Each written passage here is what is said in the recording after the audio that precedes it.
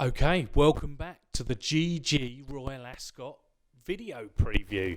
I've still got with me Andrew Mount and Kevin O'Malley. And Howdy. We're going to talk about the Group 1 milers. Now, the first race to kick us off for Royal Ascot is the Queen Anne Stakes.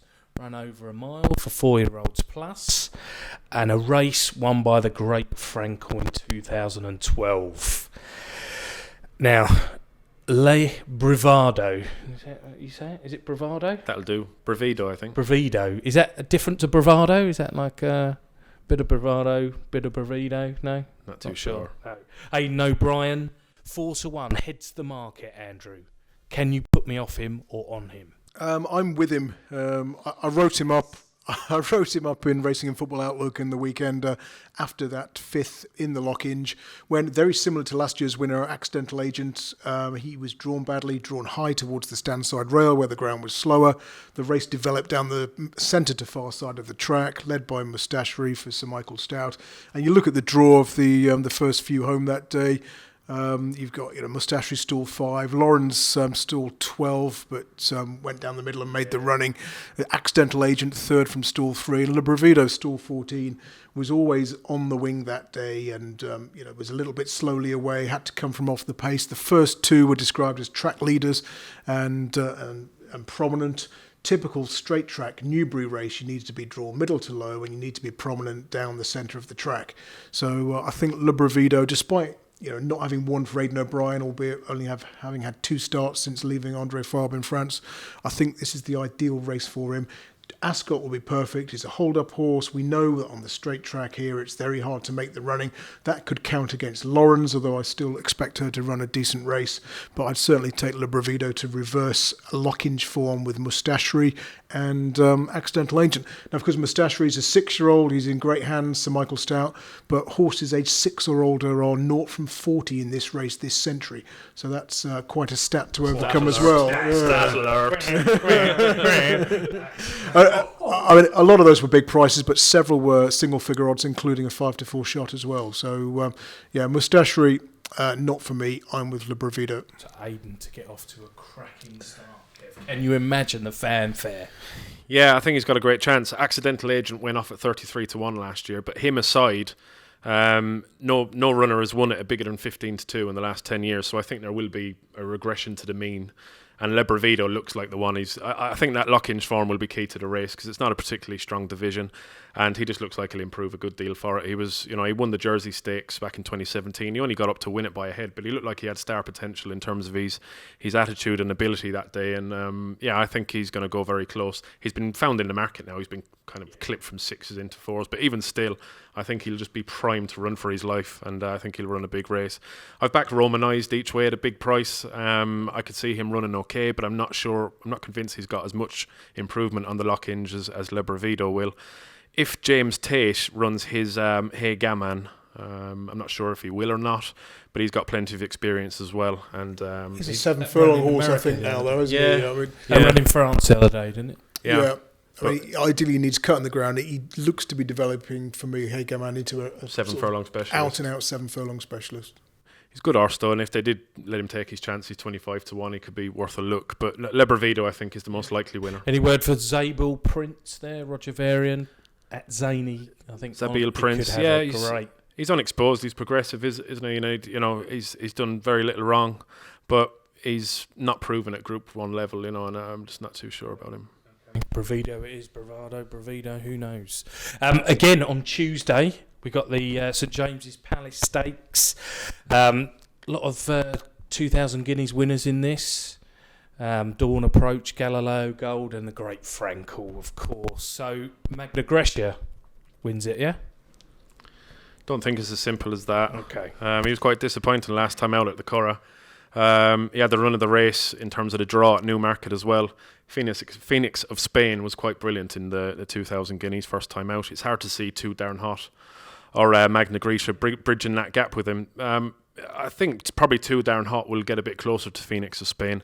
But look, I just think this whole division just needs a new star, to be honest. I'm not too convinced that the classic generation are up to much. And if there is a new star, I think it'll probably be King of Comedy for your mate John Gosden. Yeah, I just spoke to him. Yeah, he only had two low key starts as a 2-year-old. Didn't show masses of group potential. First time out at Yarmouth, he beat off 13 rivals quite comfortably. Again, it was just solid, promising form. He was stepped up in grade in the Heron Stakes at Sandown last time out.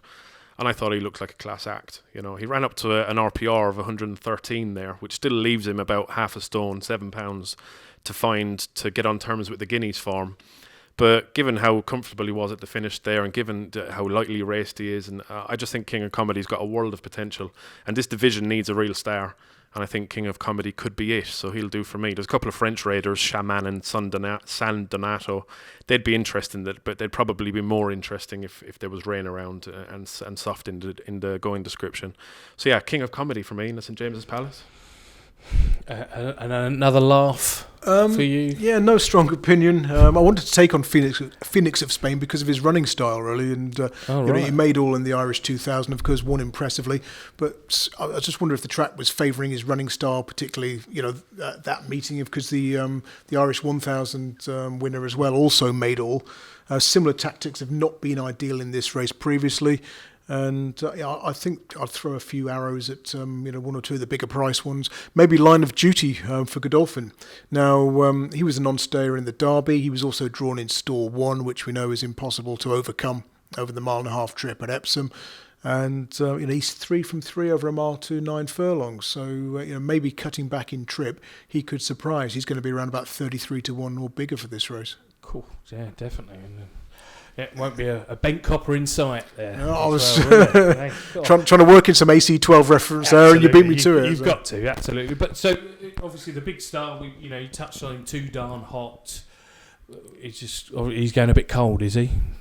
Just too darn short, and it's too darn not good enough. Too much hype, I think, around this one. Yeah, very hyped, but... He was a top juvenile. He was very good as a juvenile, but you would have wanted to see him matching that form, or at least running up to something like it in his first 2 starts of the season, and he just hasn't. So I could see him peaking at Ascot and running a cracking race. Don't get me wrong, but I think they're all vulnerable to an improving horse. Yeah. Well, let's skip on to Friday now, and the Coronation Stakes, 1 mile, 3-year-old fillies. What about that in 2017? Aidan O'Brien, 1, 2, 3. That was incredible, wasn't it? Winter leading that. And he has Hermosa, 5 to 4. Yeah, I'm probably setting myself up for a fall by taking her on here. I thought she might have been flattered in the 1,000 guineas at Newmarket because she made all. The rolling mile often favours front runners, and I thought she wouldn't be able to follow that up in Ireland, and needless to say she did. Although again, maybe the Curragh was strongly favouring pace that day, and Ascot won't necessarily. Now, 8 of the last 9 winners of this race have come from midfield, and all of the last 9 winners were drawn in stall 7 or higher. So typically on the round course at Royal Ascot, you want to be sort of coming from mid-division or further back. You want to be coming wider down the middle of the track, not up against that far side rail. So you imagine Hermosa is going to be there to be shot at and could set it up for something else. So, she's peaked twice already this season. Can she peak again for a third time in a short space of time? Maybe. Maybe she's the female Frankel. But what is that? Something else you've got for us though? Yeah, 5 to 4. Again, I also wanted to take on Jubiloso, the second favourite, because of her running style. Having for Sir Michael, sort of made all last time out. So we've got 2 others at single figure odds, Pretty Pollyanna and Castle Lady. They both also race prominently. So if we're going to see hold-up horses dominating this race, as they have done so often in the recent past, then we could be looking at one at a price. Quabala was best of the patiently ridden runners when third in the 1,000 guineas.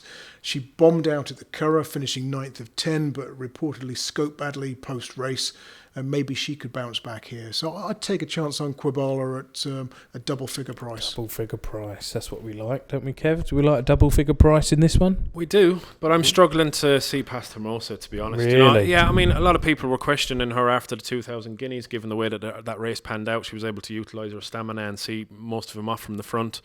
But she did back that up at the Curragh. I think she's an improving filly. She looked a lot more professional in her work at the Curragh. and I think she's going to be really difficult to beat. Like Mountie, I don't like Jubilee, so I don't think she did a great deal. She looked pretty pleasing on the eye, and given where she's trained, she could have any amount of improvement to come, but she wouldn't be for me in what she's actually achieved. Castle Lady was a pretty gutsy winner of the French 1000, and she has to be respected. Pretty Pollyanna, she travelled well for much of the race at the Curragh. I just wonder whether she's a miler. Main Edition, likewise, very classy, won at the meeting last year, has to be respected. As does Kabbalah. She was very good at Newmarket earlier on in the season and had excuses last time out. But I just think Hermosa is the best filly in the field, and she has peaked twice now. But I think she's improving. She just looked a little bit more well-rounded at the Curragh. I don't think she necessarily has to go forward. I think she's got loads of ability. She's short enough at 5-4. It's a pretty boring selection, but yeah, I just think she'll win. Not boring. You're nothing but boring. Definitely not. Definitely not. Thank you, Jack. Absolutely. You're a good man. He's holding a weapon. He had to say that. Yeah, well, that microphone. Yeah. Mine is longer than yours. He's got a bigger head. Brilliant. Okay, guys, we'll wrap that up there. That's the milers done. Plenty more for you. Don't forget to get on and get paid.